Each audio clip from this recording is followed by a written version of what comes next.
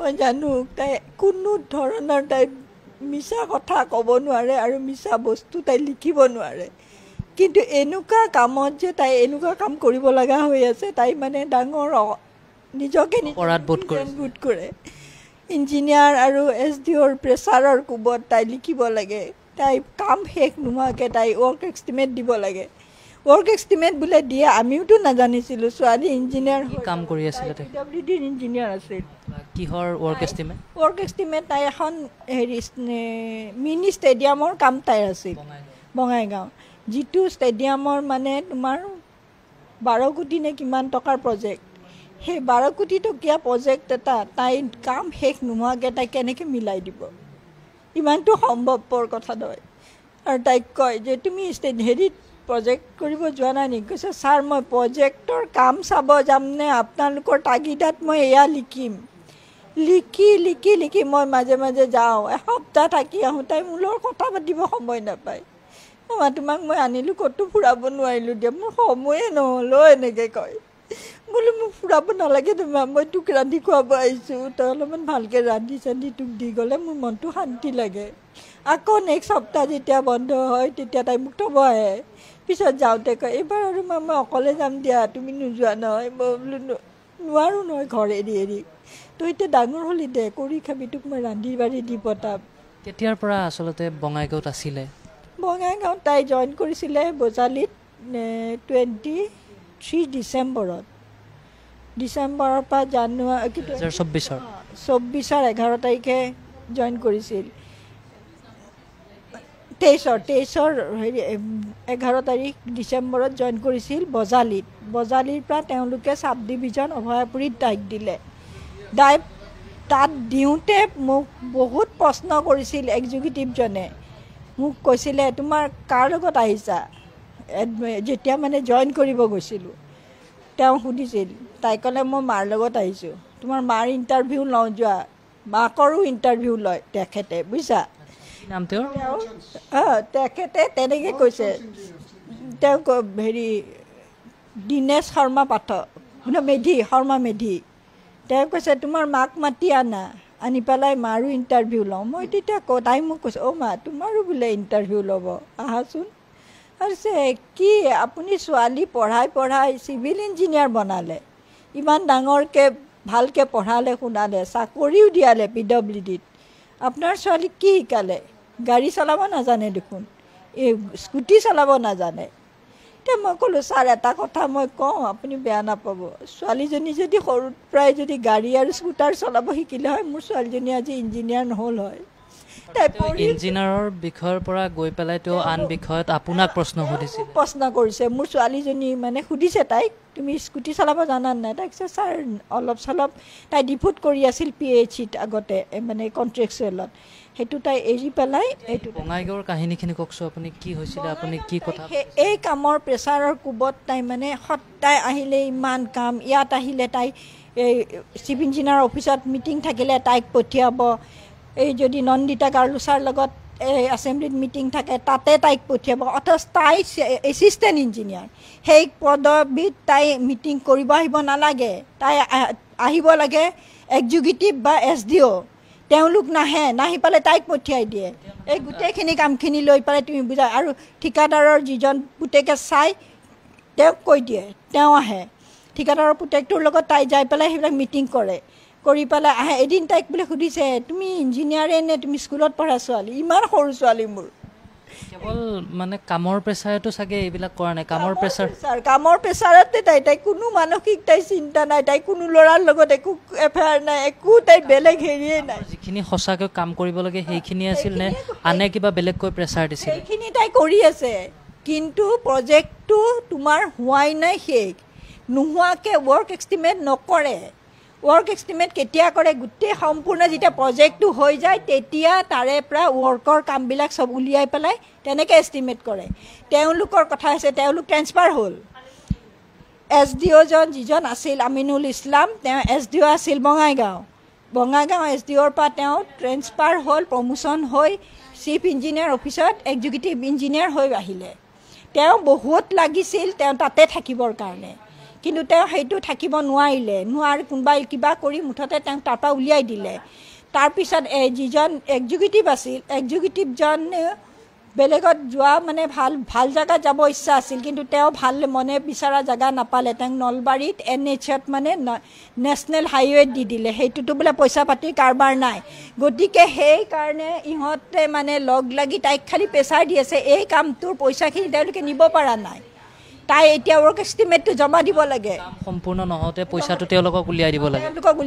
Work এষ্টিমেটটো জমা দিলে ঠিকাদাৰে তেওঁলোকৰ প্ৰাপ্যখিনি দিব কামসমূহ ভাল ধৰণে কৰিছিল নে পিছে যি ধৰণৰ ৰদ ব্যৱহাৰ কৰিব লাগে সেই ধৰণৰ কিয় নকৰে তাই বোলে এদিন কৈছিল যে ছাৰ এটা কথা নহয় এই কিবা 12 mm 18 mm মই ইমান বুজি নাপাওঁ কৈছে এনেকুৱা ৰদ ইয়াতে ব্যৱহাৰ কৰিব লাগিছিল সেই বঢ়াই দিয়া ইমানখিনি দেখোন ৰদত তেওঁলোকে দেখোন 10 mm ইউজ কৰিছে ঠিকাদাৰৰ মানুহ কামৰ গাফিলতি তেতিয়া বোলে কৈছে হেৰি মিস্ত্ৰীবিলাকক সুধিলে তাই যে হেৰি নহয় তাই তাৰ আমাৰ ঘৰৰ পৰা যোৱা ছোৱালী দাদা আপোনালোকে এইবিলাক কিয় হেৰি কৰিছে এনেকুৱা MM কিয় দিছে এইটোতো ইয়াতে আঁকা নাছিল নহয় এইটো কিয় ভুল কৰিলে এনেকৈ কৈছে ছাৰহঁতৰ লগত আমাৰ কথা হৈছে ঠিকাদাৰৰ কথা হৈছে আপুনি সুধি ল'লে গম পাব তেতিয়া তাই কৈছে ছাৰহঁতক ক'লোঁ যে ছাৰ আপোনালোকে যদি কথাই পাতে মোক তেতিয়াহ'লে কথাখিনি নজনাই কিয় মোকোতো জনাব লাগে ময়ো তেতিয়া গম পাওঁ বা তেওঁলোকে তেতিয়া ক'ব লাগে এইবিলাক কৈছে PWDৰ কাম এনেকৈ চলে তুমি ইমান চিজিল কৰিলে নহ'ব চিজিল কৰিলে যদি নহয় তহঁতে তাইক কিয় ইমান মাথা মাৰাই আছিলি তাতে বোলে ঢালাই কৰে তোমাৰ গিট্টিবিলাক তাই কয় কি মা আমাৰ দেখোন ঘৰত ইয়াতে ঢালাই চালাই কৰিলে এনেকুৱা তিনিকুণীয়া ভাঙা শিলবিলাক আনে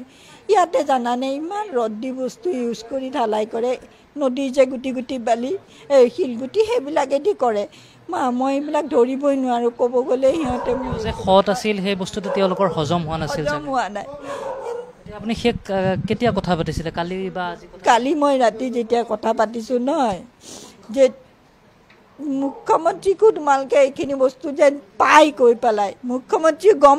আমি নিশ্চয় মুখ্যমন্ত্ৰী পাব লাগিব তেওঁলোকৰ PWD ডিপাৰ্টমেণ্টত যে ধৰণে চলিছে বেপাৰ চলি আছে সেই বেপাৰটো যেন আৰু মোৰ ছোৱালীৰ নিচিনাকৈ আৰু বেলেগ বলি নহয় এইটোৱে মই কৈছোঁ তেওঁলোকে নদীৰ বালি যে গুল শিলগুটি সেই দি পেলাই ঢালাই কৰে বেয়াকৈ কামবিলাক কৰিছিল এতিয়া কওকচোন মই ৰুদ্ৰপাঠকহঁতৰ কাম লৈ পেলাই মই মৰি গ'লোঁ দিয়া ৰুদ্ৰপাঠক হ'ল এই ঠিকাদাৰটো কৈছে ইমান ৰদ দি বস্তু দি কাম কৰে মই কামটো উঠাই দিলোঁ তেওঁলোক অভিজ্ঞ পুৰণা মানুহ ভয় নকৰে তাইক মানে SDOই কয় তুমি ইমান ভয় কৰা তোমাৰ দম নাই নেকি তাই নতুনকৈ জইন কৰা ছোৱালী এজনী তাইৰ দম কিয় থাকিব আৰু তাইক বোলে এক্সিকিউটিভে কি বুলি কয় জানা তাই যেতিয়া ডাঙৰ মানুহ এজন পিয়ন হওক চাপ্ৰাচী হওক দাদা বুলি মাতে নহয় এদিন বোলে কৈছে তুমি কি ব্যৱহাৰ নাজানা নেকি তাইক কৈছে কি কৰিলোঁ ছাৰ সেই সিহঁতক তুমি কি আপুনি মাতা কৈছে ছাৰ আমাৰ ঘৰত এনেকৈ শিক্ষা দিয়া নাই ইমান বয়সীয়া মানুহজনক মই তই বুলি মাতি পেলাই ধমকি দিব নোৱাৰোঁতো ছাৰ মই আপুনি বুলিয়ে ক'ব লাগিব এনেকৈ নচলিব PWDত এনেকৈ নচলিব জিভা চলাবা ভালকৈ ব্যৱহাৰ কৰি দেখালে নহ'বতো সিহঁতক তুমি লাঠি চব দিব লাগিব এনেকৈ কৰিব লাগিব কালি যে আপুনি কথা পাতিছিলে ৰাতি ক'লে কি কৈছিলে কেনেধৰণৰ অৱস্থা আছিলে যে মা SDOই তাৰমানে তাইক লাষ্টত যোৱা শনিবাৰে তাইক ফোন কৰিছিল যিজন SDO তাৰ পৰা আহিছে তেখেতে বোলে কৈছে কি কৰিছা জোচিতা ক'ত তুমি তাই কৈছে ছাৰ ৰুমত তুমি ঘৰত অহা নাই নেকি কৈছে ছাৰ মই এটা দিনৰ বন্ধত ঘৰত কেতিয়া যাওঁ আপোনালোকে দেখোন যাবই নিদিয়ে ইমান কামৰ প্ৰেছাৰ আপোনালোকৰ মই ঘৰত যাব নোৱাৰোঁ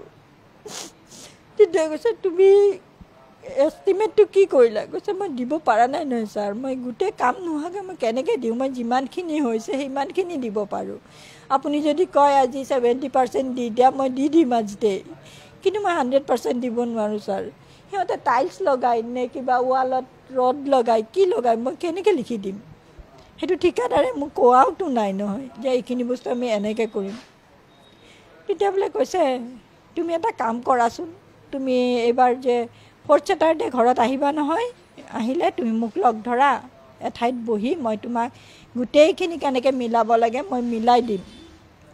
টকা পইচাৰ পৰা কামখিনি ক'ত কি কাটি ক'ত পইচাটো কেনেকৈ মেনেজ কৰিব লাগে সেইটো মই দেখুৱাই দিম।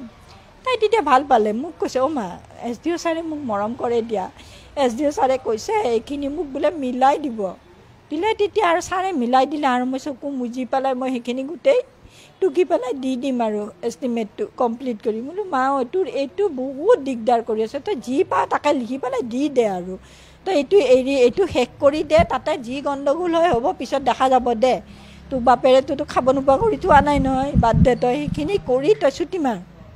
তাই কৈছে ময়ো তাকে ভাবিছোঁ, মই ইমান মোৰ ৰুদ্ৰ পাঠকৰ মোৰ কামে মোৰ জীৱন খাই দিলে দিয়া, এনেকৈ কৈছে। তেতিয়া তাই ক'লে মা শনিবাৰে লগ ধৰে নে ৰবিবাৰে লগ ধৰে, ছাৰক একবাৰ খবৰটো লৈ লওঁ, 2টা দিন বন্ধত যাম, 2 দিনে মই ছাৰহঁতক দিম নে, 2 দিনে মই নিদিওঁ, এদিন মই ঘৰত থাকিম।